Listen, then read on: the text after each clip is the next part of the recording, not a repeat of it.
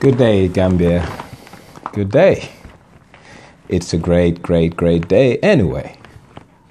Gambia at 53. Beautiful. It's nice. We're still a young country, and I'm glad we're growing. It's like any other infant, we'll go through teething issues, teething problems. 53 years of nationhood in a country's lifespan equates to about 9 months to a year of human life. Considering countries like the US were over 250 years, the UK, France, Netherlands.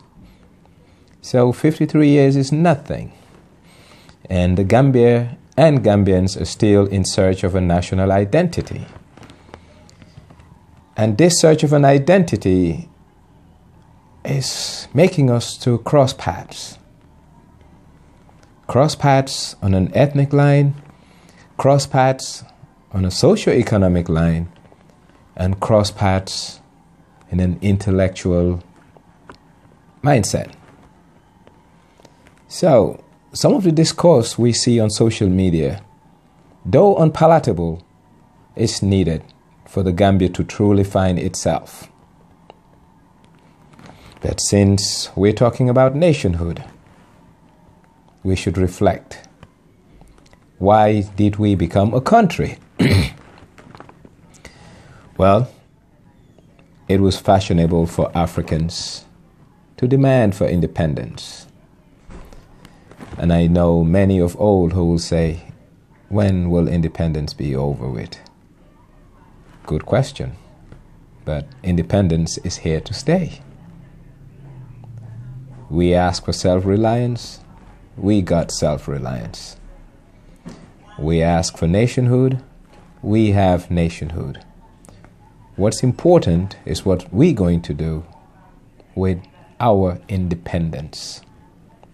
First, we need to drop this donor mentality. Independence and aid don't go hand in glove. You want to be independent, you do for yourself. You want to be independent, you become self-reliant. Europe will never develop Gambia, and they will not help us develop Gambia, but they will help us to stay in perpetual poverty by giving us crumbs on the table. What's the way forward? First, know thyself. So you need to know who you are, what you want, then you can chart a way as per where you want to go. The Gambian to date don't have a national identity. The Gambian as we know it is so stuck up in tribal politics. It's stuck up on mundane issues that will only drag our collective good down. I therefore believe that we, the people of this beloved country, need a little bit more civic awareness and national pride. National pride is just not about flaunting our colors, singing our anthem, but living the spirit of Gambianness. And living the spirit of Gambianness starts with economic empowerment, empowering local Gambians, putting Gambia first, making sure that our commonwealth, the public resources we all own, is put in the best of use. Our leaders also understand that this is a poor country. It is a shame to see our political leaders living a life out of the public coffers that is over and beyond what the average Gambian lives, i.e. the type of cars we drive, i.e. the type of celebrations we embarked on as a government and as a people.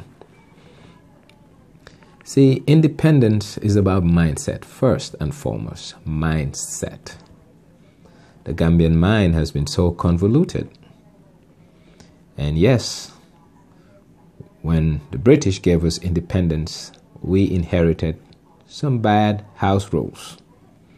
These house rules include the divide and rule syndrome that the British were so accustomed to in terms of keeping Gambia afloat. We're still wrangling, we're still bickering, we're still fighting each other, we're still elbowing out each other. That's not to the interests of the country we want to build. See, for independence to be meaningful, we have to make sure that the likes of Farimang Singate, Sanjali Bojang, Sadauda Jawara, Aliu Badaranjai, IBM Gaba Jahumpa, JC Fai, St. Clair Juf, Omar Mbake, P.S. Njai, Khalilu Singate, Sirif Sekuba Sise, Mustafa S.M. Diba, and others, what they really fought for. See, fighting is just not about blood, but it's about conviction. And these people had conviction, and they fought for the Gambia. Now they have given us a skeletal framework called the Gambia. And that country needs to be built up. But who's going to do the building? Me and you. We have to build this Gambia. But the only way this Gambia can be built if we have a unity of purpose, a common direction. Albeit we may have difference in how we get to the direction, but the direction has to be universal. And the direction is called prosperity. Gambia needs to be a prosperous country because that's what our forefathers envisage. A few days from now, we will celebrate another 18th of February. Is there anything to celebrate? My answer is yes. And it's called chance. Our forefathers gave us a chance to build a better Gambia and pass on a better Gambia to next generation of Gambians. They have done their share. They all died as dignified men with little or no money, but Gambia at heart. They invested their time, energy, and sometimes their monies into making Gambia a better place. But unfortunately, our generation have an extractionary mindset. We take away from Gambia rather than adding up to what Gambia ought to have. That's not acceptable. That's not where we want to take this country. And I do hope, and I say it loud and clear, I do hope we take our nationhood seriously and build a better place for Gambia and Gambians. Because if not, we have failed a generation. If not, we have failed the dream that our forefathers had for us. I recalled my grandmother of blessed memory asking me, when will independence be over? And in recent days, I saw the same message from a good dear brother of mine, Ismail Afal. Well, independence will never be over, meaning we cannot go back to servitude, nor will we go back to dependency. So it's here to stay. But if it's here to stay, it has to be dignified. If it's here to stay, it has to be meaningful. If it's here to stay, it has to be worthwhile. How will independence be worthwhile? Well, that's a big question. How will independence be worthwhile? Independence will and only be worthwhile if the collective we call Gambians take our nationhood seriously. Corruption is on the rise. Our tribal divisions are very pronounced.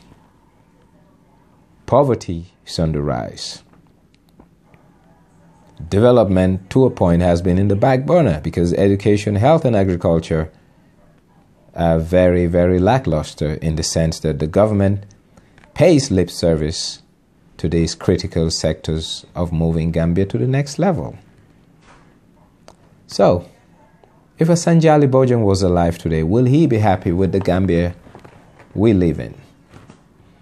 If a JC Fai was to be alive today, will he be happy?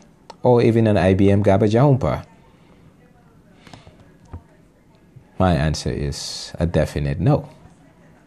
Why? These people have high hopes and ambitions. These people have high expectations of the generation that they have passed on the baton. What have we done? Just like the colonialists, we've looted and plundered. It's a shame. 53 years of nationhood may not be long, but the trajectory we are taking is not too promising to take us to the promised land we call prosperity.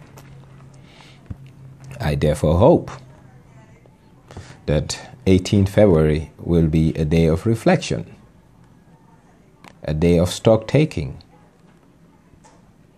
and a day of changing directions. Not that we are asking for new beginnings, but we're asking for a different mindset.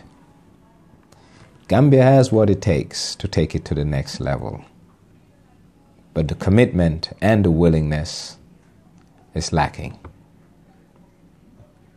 So for once, as our national anthem says, for the Gambia we remain ever true, must be lived. It has to be a lived experience, and that experience is duty and honor to country. Loving Gambia is easy. Taking care of Gambia, that's what's difficult. And it starts with curtailing corruption, fighting poverty, and bringing in enlightenment. That's what Gambia asks of us. See, Mother Gambia is not a demanding mother. She wants the best for us, and she has given us the tools to have a better life. But it will only start with being selfless. And it starts with our political class, our public servants, understanding that public service is all about selflessness. It's not about personal gratification or self-actualization. It's self-giving. And I therefore hope, because of that, a lot of people don't have business in the business of running this country, because all they see is self. Let's reflect. Let's think. Let's take Gambia to the next level. And on that note, happy independence to all. On that note, I hope we take a minute of our day to reflect and ask, what have we done for Gambia lately? Let's try and answer that question. And whilst answering that question, let's put away the rhetoric and see the substantive stuff we have done for country. I'm not talking about the microphone talking. I'm talking about deeds. I'm talking about actions. And I'm talking about achieving goals and objectives for their motherland. A blessed 53. Gambia, yes, we love you. But love won't take you out of your mess. We will toil and sweat for you. One day at a time, and by all your sons and daughters. Happy 53 once again. God bless Gambia. God bless our diverse people. And may unity of purpose be the common denominator that binds us all as Gambians. May we begin to see ourselves as a national unit called Gambians. May we begin to detribalize Gambia. And may we begin to fight corruption, as Mother Gambia has bled and bled a lot, not only by the colonials, but the very sons and daughters she sighed. So let's make Gambia proud. 53 is not a long time, but another 53 may make a difference for the next generation of Gambians. Let's start work on that, and let's see ourselves as one. Thank you. Happy 53.